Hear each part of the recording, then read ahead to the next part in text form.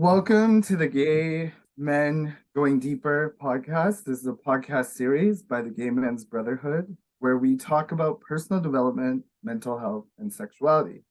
We are your hosts. We have Matt Lansdale. He's an intuitive life and spiritual coach and counselor specializing in healing and empowerment. We have Michael Delorio, who is a life and wellness coach specializing in sexuality, relationships, and self-confidence. And I'm Reno Johnston, a life coach, business consultant, and director of marketing for the Body Electric School. We each have our own coaching practice, but in this podcast, we're sharing all of our best stuff. And today, we're talking about acceptance and belonging in the gay community. So I would like to start by reading an excerpt, a short excerpt from this book that I have, which is Belonging, Remembering Ourselves Home. And it's by Toko-pa Turner. And this book, I found it in a bookstore in Vancouver, BC. And I read this particular piece. And it's what made me buy this book. And I think it's really on topic, on point. So for the rebels and the misfits, the black sheep and the outsiders, for the refugees, the orphans, the scapegoats, and the weirdos, for the uprooted, the abandoned, the shunned, and invisible ones. May you recognize with increasing vividness that you know what you know. May you give up your allegiance to self-doubt, meekness, and hesitation. May you be willing to be unlikable and in the process be utterly loved. May you be impervious to the wrongful projections of others. And may you deliver your disagreements with precision and grace. May you see with the consummate clarity of nature moving through you that your voice is not only necessary, but desperately needed to sing us out of this muddle. May you feel shored up, supported, entwined, and reassured as you offer yourself and your gifts to the world. May you know for certain that even as you stand by yourself, you are not alone. Love, Toko-pa. So I remember reading this, and it so spoke to my heart. It so spoke to my heart, and it felt like an invitation home, an invitation to love myself, to belong to myself, and to belong in general.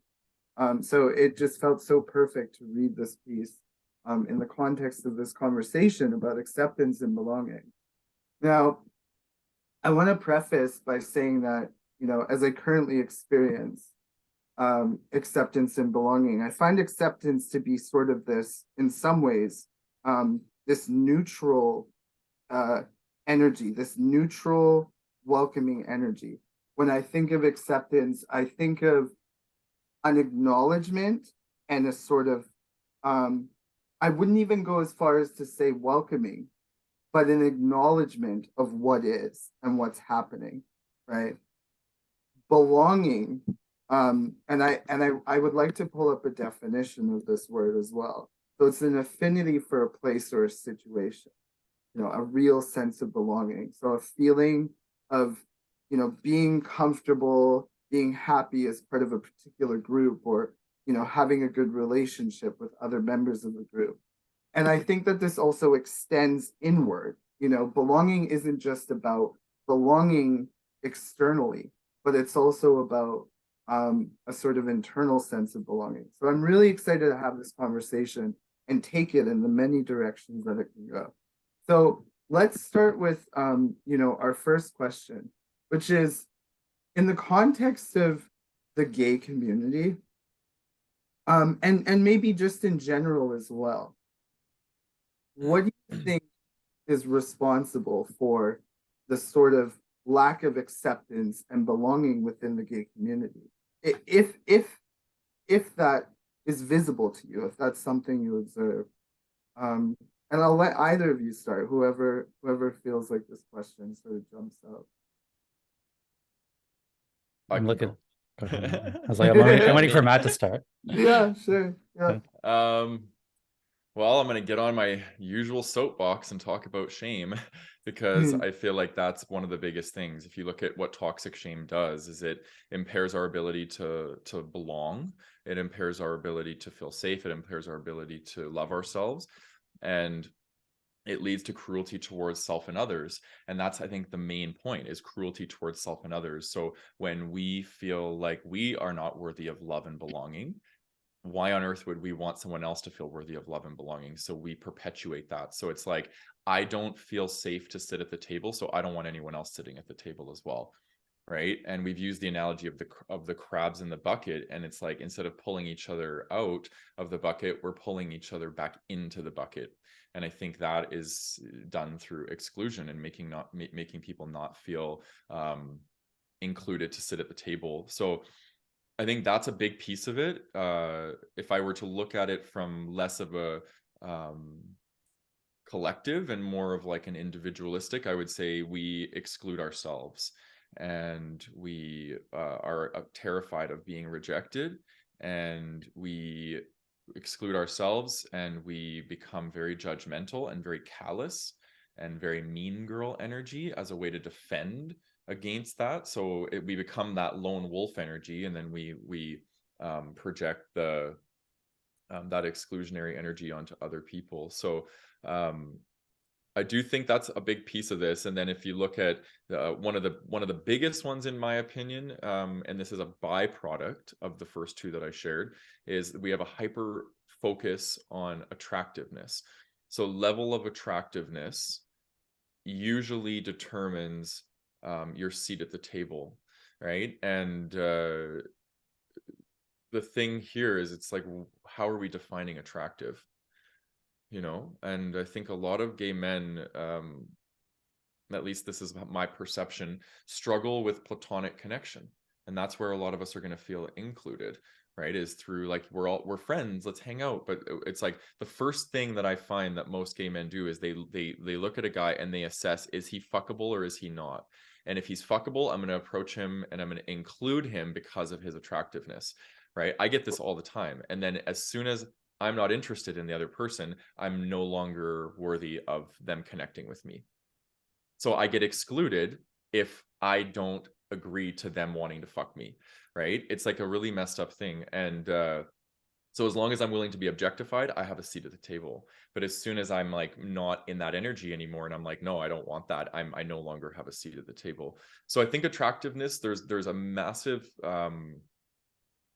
I don't want to say this is like it is dysfunctional, but it's like, it's also it's evolutionary. It's you look at men and women, they're attracted to each other, they have this dynamic, but they have separate genders, so they play out that role, right? Or separate biology, even, I'll say, is probably more appropriate. Whereas us as gay men, we are friends with the same people that we have sex with, same gender, same sex that we have sex with. So it makes it very challenging. So I think gay men really need to learn how to lead with, yes, I recognize you're attractive, and I see that, but not excluding people because they aren't fuckable, right? It's like, what value can somebody provide you if they're not attractive, or attractive to you, I should say? Can this person still stimulate my brain? Can this person still stimulate my heart? Right? I think that's the work that we need to do as gay men, is open ourselves up to including people based off of the areas other than physical attractiveness.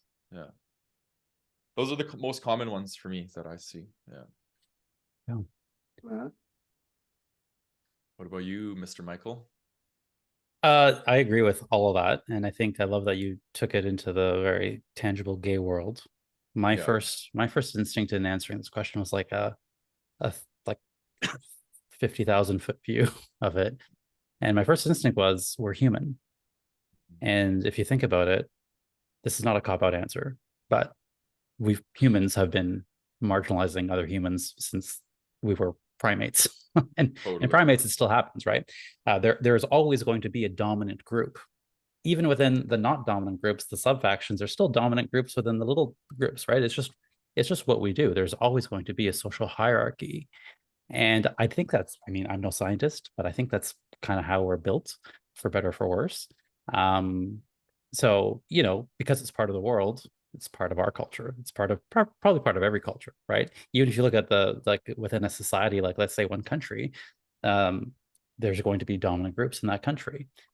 So yeah, I mean, we see it here. We see it with, you know, hetero and homo. Even within homo, there's, you know, these gays and those gays, and it just kind of goes on. And I think that doesn't mean we don't try to make it better, though. I want you to hear me out on this. Just because it's sort of always there doesn't mean we can't try. And I think it's important to try. So that's what we've been doing with these last few podcasts. And I think there's always going to be that human desire to want to be in the in crowd, to want to be accepted. And I think what happens is we exclude others as a misguided way to create acceptance and belonging for ourselves. And we're not doing it the right way. It's a misguided attempt, in my opinion. So, I mean, I think that's what it is. It boils down to ignorance, a lack of understanding, lack of consciousness. And we all need to take responsibility for watching that kind of narrative happen in your mind and choosing not to do that. I agree. Yeah. Wow, thank you, Michael. I always learn so much from you guys when I'm like conversations. It's like there's so much to consider. Thank you. Yeah. I what makes sense to me is that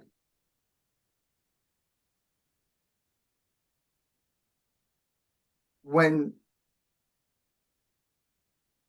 I lack acceptance and belonging within myself, you know, acceptance of myself, belonging to myself, belonging within myself, acceptance within myself, that extends, that permeates outwards. It's how I meet the world.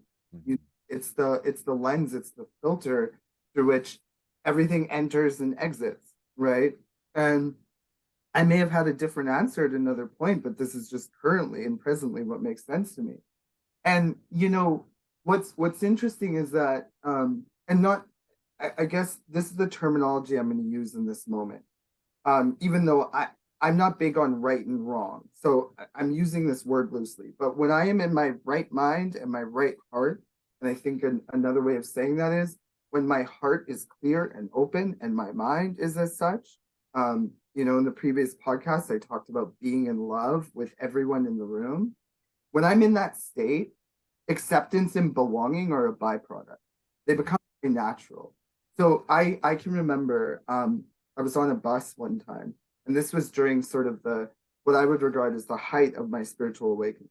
My spiritual awakening, as I describe it simplified, was that there were things that I was maybe not seeing or noticing or experiencing connection to previously that I suddenly found myself experiencing connection to. It was like this awakening. And I remember being on the bus, and there was this moment where my heart and my mind, my being were so open and so receptive that I wanted to tell everybody on the bus that I loved them. No, I was not on any mind-altering substances, you know, there was none of that. I wasn't drunk, I wasn't high, hadn't even had coffee. And yet that was my experience. I believe that, you know, in my experience, this speaks to a capacity within all of us, a potential within all of us. And I think that what makes sense to me is that begins what you know, why that is lacking rather is because I have not yet accepted and experienced belonging and acceptance to their fullest capacity within myself. I think that to me is fundamentally in my own experience what is most responsible. And then the byproduct of that is, you know, it's like, oh well, I don't love and accept my own body, so you know, or belong to my own body, so of course, like I'm gonna have trouble doing that with anybody else, right? And so on and so on. Yeah. So with that, what parts of yourself do you struggle to accept, to belong to? You know, what parts? Who wants to take this one? I can start with this one because it just shot I up as soon so. as there's a few. And I've done a lot of work on this, right? We talk about this all the time. I've done a lot of work, and we all have, on integrating these things, right? So there's the parts of us that we don't like, our perceived flaws, whatnot. whatever you want to call it. So mine are the first one that came to mind was rage, my rage self. I struggle to accept that I have rage, so much rage at times, given circumstances. It happened today, this morning, actually. Funny, we were talking about this.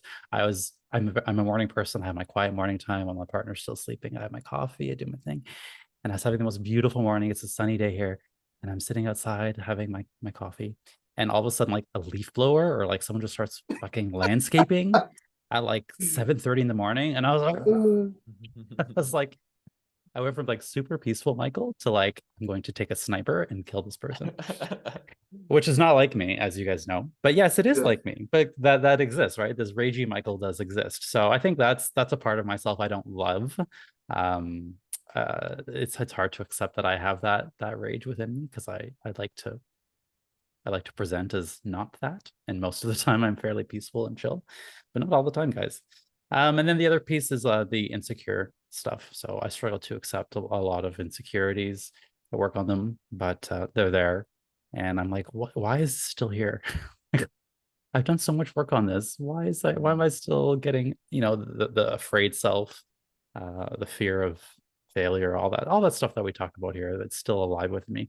I mean, it's not like I don't accept it. I do. I know that that's part of me, and I've become really good at tending to it and loving it and nurturing it and caring for it, and giving myself compassion and grace when all of this shows up. But there's times I'm still like, ugh, why are you here still? Like, can we not be over this already, Michael?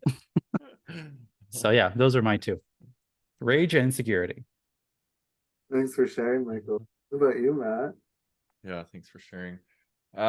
Geez, I'm meeting a lot of these right now. It's really interesting. I'm going through a massive overhaul. Actually, I wouldn't even call it an over. It's a rebirth. I'm going through a massive rebirth in my life right now, and I'm shedding another layer of my ego and all the stories that it's told me to keep me safe. I'm like exiting that comfort zone, that safe, moving into a different cocoon, we'll call it. And so I'm meeting all the stories that I've told myself that are keeping me in this reality from and preventing me from leveling up. So I'm shedding away stories. And so one of them that's coming through really big for me is I should be further than I am because of the work that I do. And it's really interesting. What really activates me and how I met this part of me is seeing other people that are in this field, in the field of, self-help, spirituality, and when they project into the world that their life is so functional and that they're elevated above here and that they're helping people from a place, it's lacking humility, and that really triggers me because I'm like, I'm suffering still. I'm still going through rebirthing. I'm still going through all these things. And I think I carry this ideology that because of the work I do, I should be whatever, enlightened. It's too strong of a word, but I should be further along on this journey than I am. So there's that part of me, that it's almost like the traumatized inner child part of me that is still wreaking havoc in my life. Like I still struggle with this because I experienced a shit ton of trauma in my life, and I'm still unpacking it. And so there's definitely that part of me. And then through meeting this energy, I'm realizing how scared I am, and how throughout my life I have completely dissociated or disconnected from this part of me that's scared. And I'm a firm believer that in order to get through trauma and to heal trauma, you have to go through the fears. You can't bypass them, right? You got to come back online. You got to be with all the fears. You got to be with all the stuff that you're afraid of, and then you move through. I'm still in that repulling back in the awareness of what I'm scared of. And so the part of me that's scared, I have a lot of shame around that, because I think my way of dealing with that growing up was to be strong and just to bull through. But that was showing up in my relationships as control, dominance, right? And it was really the shadow side of my fear coming out to try to protect myself. So there's definitely that aspect. And then what I'm meeting now is because I am being so radically honest with myself right now, is I'm a beginner at a lot of things. I'm actually a beginner right now at being with my fear because I've been bypassing it with dissociation and different numbing and all these other tactics. and I'm a beginner at being with fear right now, and it's overwhelming me, and that's kind of where I'm at in my life right now. And so that's a part of me that I'm having a hard time accepting, is that I am quite scared of a lot of things in this world. And but I'm learning how to meet those fears and, you know, alchemize them into courage. But it's very, very hard work that I'm going through right now. And so that's definitely one of them. And then I would say one of the bigger ones is still the femininity energy. I still struggle with that fucking energy, man. It's like, it's crazy how deep this goes, the conditioning around this. And it's less the slow down. I'm not talking about feminine energy. I've very much integrated that aspect of things. Now I'm talking more so about the gender, the actual gender energy. I struggle with being seen in that feminine energy. And there is parts of me that I am like that. Like I dance probably more on the feminine side. And I'm using these words as far as I'm conditioned. Everyone's going to develop that, their meaning for what that means to them. I'm not projecting my definition and saying that this is how it is. This is how it is for me. So I'm owning that. So I'm still trying to make peace with that. And it's and maybe that's why the tacky energy in the gay community is it really bothers me, is because I associate tacky with that like really feminine kind of glitter, you know what I mean? So I kind of have ideologies, and I'm also very attracted to like hyper masculine men. Like I love and when I say that, I'm using the traditional sense of what that means. And I'm not attracted to guys that are into glitter or painting their nails or anything like that. So I think I do project that onto myself. Like because I'm not attracted to that, then somehow if I display these qualities, that it'll make me less desirable. So it probably has something to do in that realm. But I've made huge strides in the last 4 years, like on this, in such a tremendous way. I'm showing up in the feminine energy almost more than the masculine energy, around being more slow, being nurturing, compassionate. But I'm still learning how to integrate the parts of me that want to maybe explore with femininity in the sense of gender.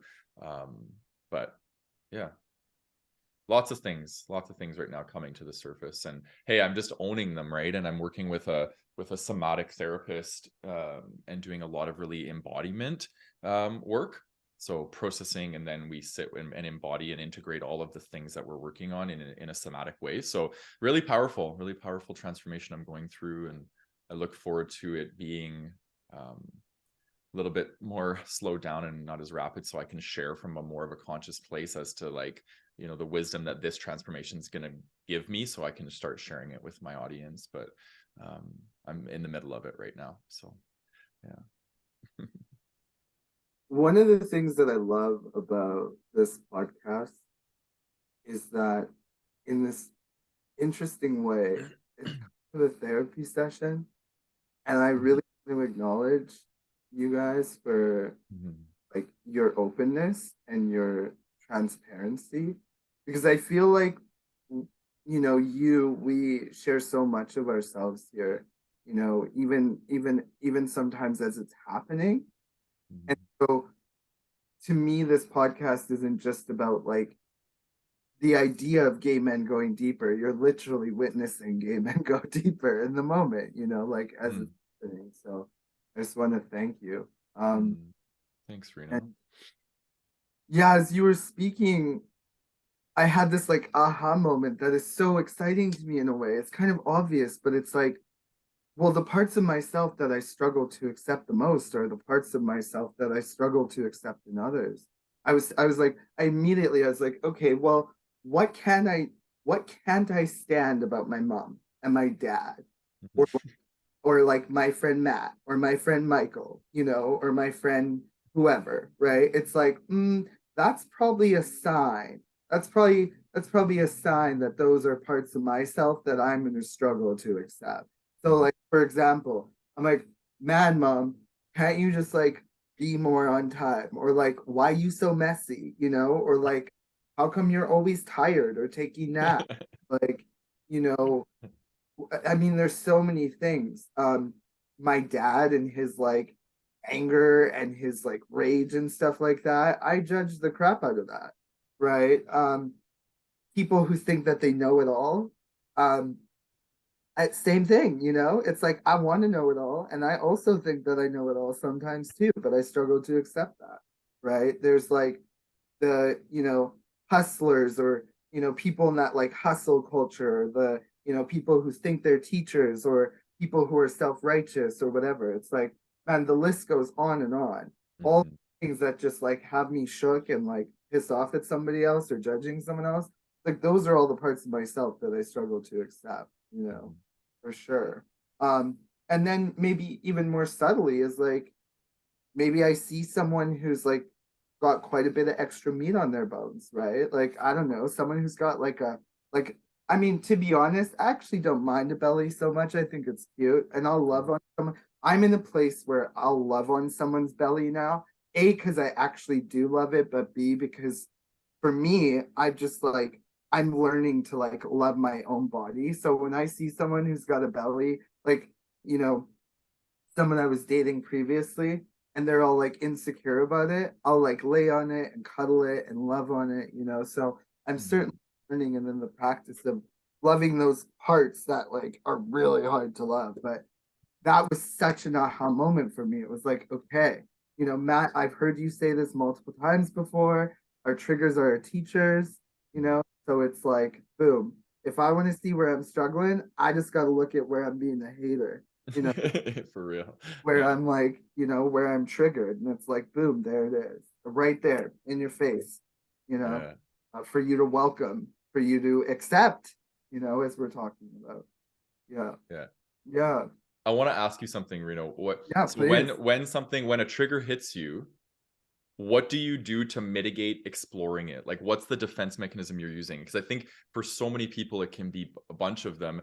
And I think this would be a really powerful conversation to have because a lot of Yeah. us are really good at judging, but we don't know how to actually own and be with but we have to first stop. We have to stop the ego from like denying, projecting, blaming, whatever it is that the ego does. And then we have to bypass that defense mechanism so we can get to the heart of it actually being about us, you know? That's really hard Hmm. because I immediately like I use the word hard and it is because it's like in that moment I harden up. Hmm. So what makes sense to me is that, oh, and even as I'm talking about it, I'm like, it's so hard to do. It's so Yeah. uncomfortable. But it's like I have to do the opposite of what occurs to me in that moment, but not in an aggressive way because that doesn't work. It's like, okay, slow down, deepen my breath. Like I'm having an emotional, visceral experience right now as I'm going in. Mm. Thank you for this. Hmm. Because it just happened earlier today. I'm reacting and I'm shutting down and I'm closing up and I'm tense and I'm hard. Okay, well, what do I do? It's like, oh well, breathe. Like slow down, breathe, breathe. What I noticed too, like, okay, we're in a gay podcast. Butt sex, right? Penetration. Something is entering your booty hole. Like the impulse is to clench, to tighten up because you're like, ooh. You start to breathe and you start to relax and it loosens up. It loosens up. And then it's easier for things to flow in and out, and move as they naturally do. It's like that. Hopefully not out. Right, right. Ideally, exactly. Yeah. But that's what makes sense to me in these moments is to like, okay, it's hard, but like, okay, slow down, connect to the breath, you know, try to welcome what's there, accept what's there. It belongs, we're talking about accepting and belonging. Let it be there. Okay, now that you're in a regulated state, it might naturally or more naturally occur to you. Be curious. Okay, well what was that about? Why is this creating this experience for me? Mhm. Okay, cool. What experience would I like to be having instead of this? Mhm. It's like, well, Byron Katie, the work, for example, she says, well, is it true? Can you be absolutely certain that it's true? How do you feel when you think this thought? Mhm. Who would you be without this thought? You know? So it's really, it becomes this process of applying compassion and curiosity and acceptance and belonging to myself first, whatever comes up within me. And then as a byproduct, I can begin in a natural way, not a forced way, not a phony way, not a fake way, not a performative way, to extend that outward. And suddenly I experience, gradually, perhaps over time, a reconciliation. So next time that happens, I'm less triggered. And the next time I'm less triggered. And before I know it, it's like, doesn't even faze me. Doesn't even faze me. My butthole is just loosey-goosey. Kidding, but you know. Are you though? Are you? Right, exactly. Yeah, but it then it becomes like really pleasurable. It becomes really pleasurable to be receptive, to be relaxed, to be regulated, you know. What are we talking about exactly? What aren't we talking about? Yeah, thank you. I love that. Thank you for bringing me into that, you know. Yeah. That's cool. Like I went through it as I went through it. You know? Yeah. Yeah. It's a process of challenging the ego, and it takes a lot of work to get to that point, because if we're operating in egoic states 95% of the time, we haven't actually connected to our witness consciousness or our higher self consciousness. We can't challenge our ego. So you see these people in the world that are just going on, and they're just like they have no ability to be self-aware or introspect at all. It's because they haven't actually developed that part of themselves yet. And usually we develop that part of ourselves through a spiritual awakening process, where we develop and we expand out, and we start to develop that other part of ourselves, so we can recognize duality, right? If we can't recognize duality, we're going to stay in that autopilot egoic state. So challenging the ego is like exactly what you said. Like, I notice a judgment. Oh, okay, why am I judging that person? That's challenging the ego. Is this actually true? What does this mean about me? Right? It's a very uncomfortable process at first, but it requires a lot of radical honesty with self. But I do think that's the answer. It's probably the answer to the next question as well. Well, right? and Own life your will shit. serve you that stuff on a silver platter. It constantly is. It's like just what Exactly. your intentions are. Like every day, life's like, here you go, your healing, your freedom, your love, everything you want, abundance, everything you want. It's like I'm serving it to you on a platter, but before you can Exactly. get it, you've got to like do what we just talked about here in order to experience acceptance, belonging, etc. Home, being at home in yourself and at home in the world. Yeah. Right? That's how we get there. Yeah. So, I agree. yeah. I think the amount of triggers one has is the amount of work one has to do on themselves. Yeah. Mhm. Yeah. I'm a firm believer in that. So if you notice, like I would say, like, and I always say this to my clients, you notice like that you're progressing on your healing journey when there's less activations coming up in your life that are related to you, I'll say, because somebody doing a shitty thing, it's going to activate you, but it might not have anything to do with you. It's just, you're just observing somebody's shitty behavior. That isn't a determination of how much work you have to do, in my opinion. But when it's about us is what'll tell us how much work we have to do. Totally. Yeah. I think the spiritual journey isn't about people being happy. It's about being peaceful. Like, people think happiness is the goal. I'm like, no. The goal is not happiness. It's just you become more peaceful. Yeah. Right. And that's what I try to explain to people who are like, wait, why are you so into this? I'm like, honestly, like, exactly what you had said. It's just, things just bother me a lot less because I know what's my lane and I know what's not. I know what to take ownership of and I know what not to. Totally. Mhm. I love that. Yeah. Yeah. Thank you. Oh my gosh. I feel like there's so much more we could riff on in that regard. So on that note, like, perfect segue. I love this, the flow. Like, how can we begin to cultivate more of that acceptance and belonging within ourselves and the gay community? Like, how can we learn to belong? Right. I got a two-parter for this one. Okay. Yeah. Yeah, you do. It's the same two parts I usually have. One is your mindset and how you choose to think, and then the other one is taking action in the real world. So let's talk about the mindset. So the question was, how do you what can you do within yourself to accept and belong? Yeah. Okay. So first thing you got to do is give yourself permission. So many times we don't even give ourselves permission to belong. right? We see ourselves as an outsider, and as soon as you identify as the outsider, you're not going to give yourself that permission to belong. And for a lot of people, even though it doesn't sound like it's a good thing, we're comfortable on the outside, like lone wolf, right? We like being on the outside. There's safety there. So it's really hard, as much as it sounds nice, to give yourself permission to belong. Your part of your brain's like, no, we're not going there. We don't want to do that. But if you truly want that belonging, you have to allow yourself and give yourself permission and say the words to yourself, I deserve to take up space. I belong here. Your brain's going to fight you. I know, because I've been there. Let it fight you. It's okay. Keep going. Right. So a lot of the times, like we've talked about, we exclude ourselves. This isn't always the case. Sometimes people actually exclude us, and there's something to be said for that. But oftentimes we exclude ourselves. And so you need to take ownership over what is yours. That's why I love this question, Reno, kind of asking, like, what can you do in here? That's where your power is. We can't make, as much as we try, other people to accept us. We can't make them invite us to their party. We can't make them invite us to things and bring us in. So the work that you do have, the empowering piece, is what can I do for myself here? So take ownership. Part of that in the gay community, and I see this a lot, and it's one of my pet peeves, speaking about rage.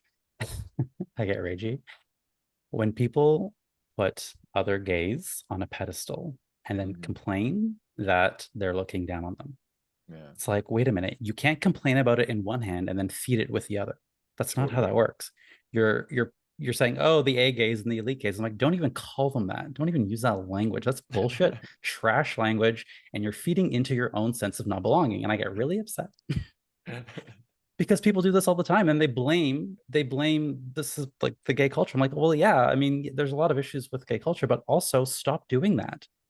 Stop saying, oh, well, they're over there, I'm gonna like let them have their thing, I'm gonna just stand on the side of here. No, walk into the middle of the like group and just like you guys are at equal, we're all equal, no one's better than anyone, right? There's no A gays, there's no elite gays. Trash that talk right away. You have to stop putting people on a pedestal, because if you put them on a pedestal, they're going to look at you like you are beneath them, right? Exactly. There's a quote that I love: if someone's walking all over you, get up off the floor. Yeah, I love that. Right. So that's the one hand. It's a mindset thing. The other piece of it is taking action in the real world. So again, this is all about, where you can make changes, right? You can make changes in your mind, and you make changes with what you do. So if you feel like you don't belong, or you're not being accepted, then find the spaces and the people that are going to make it easier for you, right? If the gay bar isn't your scene and you don't like it there, don't go there. Right? There's lots of other places to meet gay guys, for fun, for romance, for friendship, for whatever, right? There's so many online communities. There's so many groups. I was Googling this, just different gay groups, right? Gay dads, gay naturists, gay entrepreneurs, gay artists, gay activism, all of it. There's something for everyone. Gay pickleball. All right, whatever that is. But yes, there's something for everyone, right? So you have to take that ownership and like look for it. And if it doesn't exist, create it. Right? Get off of Grindr. If you're on Grindr and you're not enjoying your time on Grindr, if it's not serving you, and don't get me wrong, I love Grindr. If it's not serving you, get off. Put it away. Go find other things. Go find other spaces. And I want you to notice, if you're listening to me and your first reaction is yeah, but that's a sign you need to call me. Okay. We got to get that out of there. Or there's no yeah buts, because that's just excuses. Yes, it's hard. I'm not saying it's easy. I'm not saying it's easy at all. It's hard. You're going against all that conditioning and all that stuff, but you have to take that ownership. So yeah, you have to allow yourself to belong, give yourself permission, feel the fear, and do it anyway, and go find the spaces where that's going to be easier for you. Don't try to belong to something you don't want to belong to. Know who you are. I think, Reno, one of your questions was, who am I, or who was that it, Reno? Yeah. That's a great question to ask. Like, who am I authentically, and what do I authentically want to spend time with people doing? Right. If you don't want to be covered in glitter, then don't go find people who want to go for a hike, find people who are interested in astrology or pickleball or whatever that is. Right. The group that you want to belong to is not just going to show up on your doorstep, knock on your door and be like, hey, you want to be friends with us? That's not how that works. You got to take that initiative yourself. That's my answer. Yeah, thank you. What about you, Matt?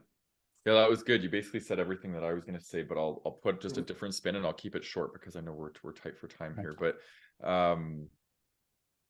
there's two pieces to this. I think the acceptance of self, we have to do some deconditioning work around getting really clear about who we authentically are. So we have to unlearn the stories that of the inauthentic self, right? And do that. It's a healing work. It's usually healing shame and trauma, because those are the things that tell the stories of who we're not, and they keep us hiding who we authentically are because we're terrified of sharing that with the world.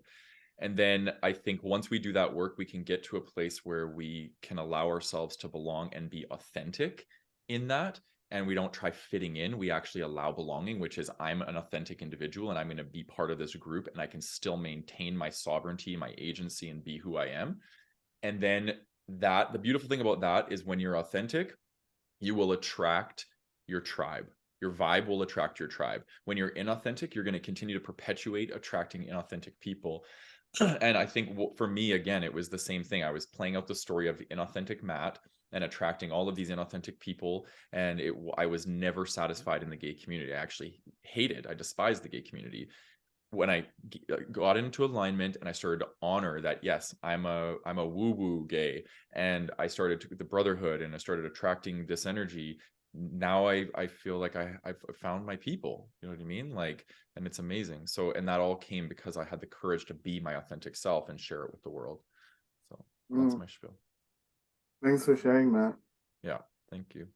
What about you, my Rena? answer would be, you know, I'm like, I land on this planet, you know, I'm born, I come into the world, I observe the world. The world provides me with information about how I survive and thrive in the world, and I move accordingly. And so what I start to understand is that there are, like, you know, ways of conduct that create love, safety, belonging, significance, meaning in my life. And so I start to do the things that create that experience for me. But at some point, I start to realize, like, oh, you know, maybe that isn't working for me. And so, yeah, I think, like, coming back to what I said earlier, I really think it starts with compassionate inquiry, you know, and curiosity. Like, where am I not experiencing acceptance and belonging within myself, and why? You know, within the gay community, and why is that? And then you said something beautiful. I've realized the more acceptance and belonging I've experienced within myself, the less these things that I thought I wanted, I want. It's like, oh my God, you know, it'd be great to win a Grammy sometime. I want to be part of that club. And then at some point, I'm like, why would I want to be a part of a club that doesn't want me to be part of it? You know what I mean? And like, why do I even want that? Why did I want that? Oh, because I thought it would give me this thing that I thought it held that was outside of me, when actually it's inside of me, you know? So that's a whole other conversation, but I'd say that's generally my answer to that question, is to start within. And then it will naturally occur to me to support, you know, to support the energy of acceptance and belonging outside of me and around me. You know, it'll permeate naturally. And you said it, I think starting internally with the mind and the body and regulating and all that inner work. Yeah. Yeah. What a beautiful conversation, and the beginning of, you know, of a larger conversation. You know, it starts here, but it doesn't end here. You know, the conversation continues after the podcast, you know, and our lives. So go back, listen again, take notes, you know, and take it out into the world and into your practice and into yourself and your life. Exactly. Thank you, Matt. Thank you, Michael. And thank you, listeners. As we wrap up, to continue the conversation, join us in the private Facebook group, the Gay Men's Brotherhood. That's on Facebook. You can also subscribe and leave us a review and comments. Let us know what you liked about the episode.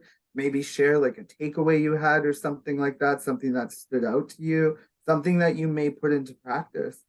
And then lastly, you can visit us at www.gaymensbrotherhood.com for more information about the community, what's happening, what we're up to, some of the recent offers, etc. And again, thank you for listening. Thank you for being here, and for doing the work to create the more beautiful world our hearts know is possible. Yeah. Love you guys. Love you, Reno. Thanks. Good job Bye. today.